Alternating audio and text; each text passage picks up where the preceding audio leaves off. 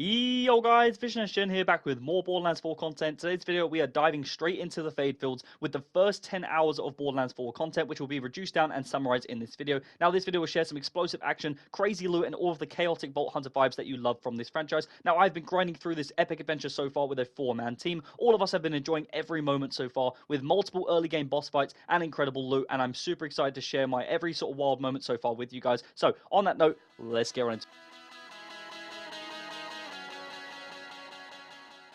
So first things first, before we get into the details, I wanted to just provide an overview of the video and its structure, with us firstly starting the game, progressing through the main story missions, discovering all of the side content within abundance, exploring all of Kairos, the characters, vehicle, bosses, and more, as well as any tips that I've learned along the way to help both new and returning players to this iconic game. Now, as I've said, I've been playing in a group of 4 with all of us each playing a different character, which is really cool as we are learning off one another and brings a great synergy and a strong dynamic to the team with both boss fights as well as general mobbing and general exploration. Now, this is an incredible map in itself. To begin with, in Borderlands 4, when you are starting the game, we have the first area, which is like the prologue, if you will, where we'll start in the Timekeeper's Prison. Now, this is Mission 1, known as Crash Course, which takes around 15 to 20 minutes to complete, where you play as the Vault Hunter of your choosing. Then you begin to awaken from a prison in the Fadefields of Kairos. Here, you'll learn how all of the shooting, the looting, the movement, such as the sliding, the jumping, the grapple against guards and skags, to help you become familiar with this game. You'll also then need to hack a terminal to escape and face a guard drone, where it's best to use cover, shoot barrels or explosions. Just for general tips, I guess, for any newer players that wasn't really aware on how best to stay alive in this game, especially early game. You'll also unlock your first skill tree and fast travel during this mission as well.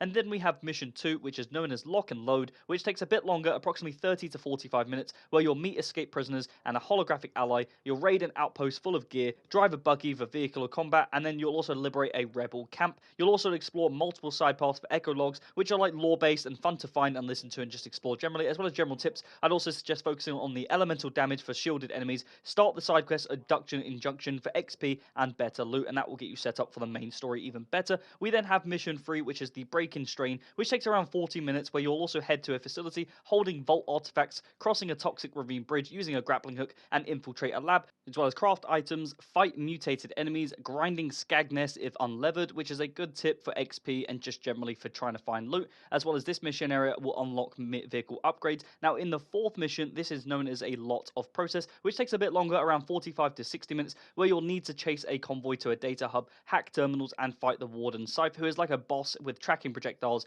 So stay mobile, using environmental hazards such as electrified floors, all useful tips that I could say and suggest to help you guys with this boss fight. You'll also earn rewards, skill points, and story branching from this one. I'd also say generally at this point, maybe considering instead of going into Mission 5 straight away, just try and explore a bit around the area, find more loot, find better guns and all that sort of stuff, better rarities, as well as just generally get more comfortable with the game, because Mission 5 takes a lot longer, around 50 to 70 minutes, as you assault a Timekeeper outpost and steal a vehicle. This one is known as the One Fell Swoop, where you are able to choose stealth or assault, defeat a Val Lictor mid-boss, and then escape. Destroying the boss's arms first is a good idea or a general tip that I would suggest for this, as well as using grappling for mobility, which also helps. And this mission unlocks the non-linear sort of progression to both Terminus Range, Carcadia Burn, which are 2 of the other regions in this game outside of the Fadefields. And then throughout all of the exploration and side quests in this game, there are 25 total main missions across 4 different regions. There are 6 to 7 in the Fadefields, with post-game scaling and higher difficulties, such as the Ultimate Vault Hunter mode, which is complete or achieved at the end of the game once you complete those 25 missions.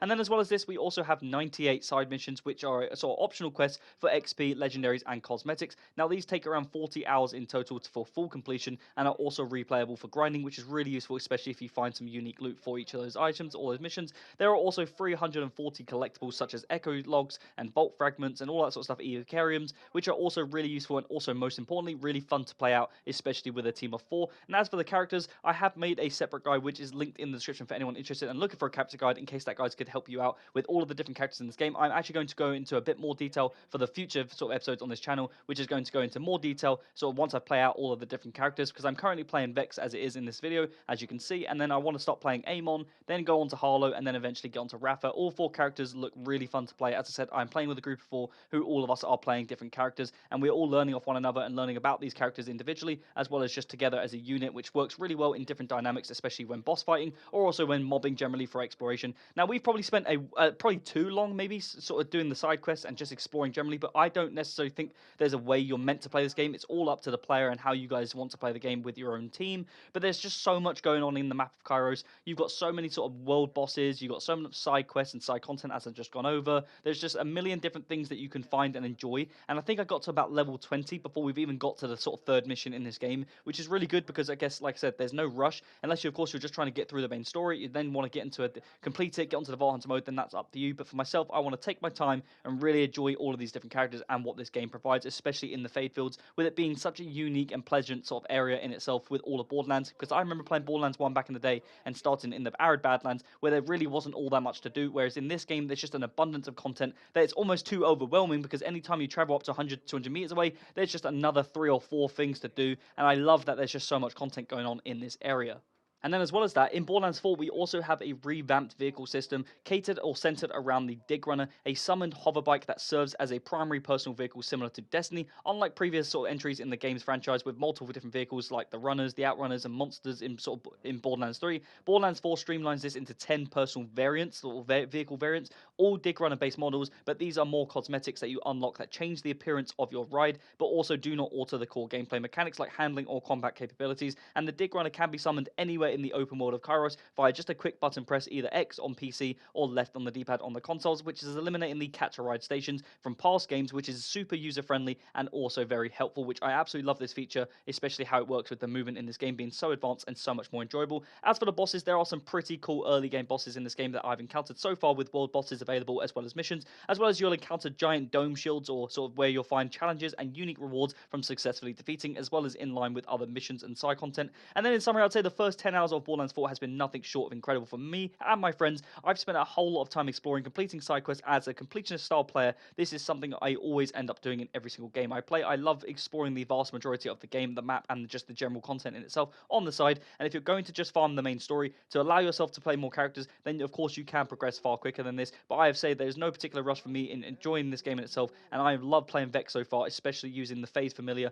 the Trouble, as you will in this clip, that I've really enjoyed. But my companion that I just had a great time playing alongside so far, especially for general mobbing. I also find it so cool for a Vex player, if you guys can relate, how the different elements of the weapon you're using changes how the sort of effect of Trouble is in combat, and I just think that is an amazing feature, something that I really, really enjoy, and just a great feature. I have changed out around the playstyle in itself, taking the Phase Familiar off, and I really do enjoy having it on, especially if I'm playing in a group of team where we can sort of just mix and change it around and suit the different dynamic based on what we're doing, based on that certain activity, whatever it may be. But also, let me know down below, guys, on who you guys have been playing, how have you been finding the game in itself, have you got any issues or also tips that you want to share that you've learned so far in this game. Hopefully you've enjoyed the video and found this useful. I'm trying to create content for both new fans to the franchise, as well as content for some more lore-based fans for the game in itself, so stay tuned for future content, and make sure that you like and subscribe if you've enjoyed this video, as it massively helps me out and I massively appreciate it. I'm Vision SGen, I hope you enjoyed the video, and I'll see you in the next one.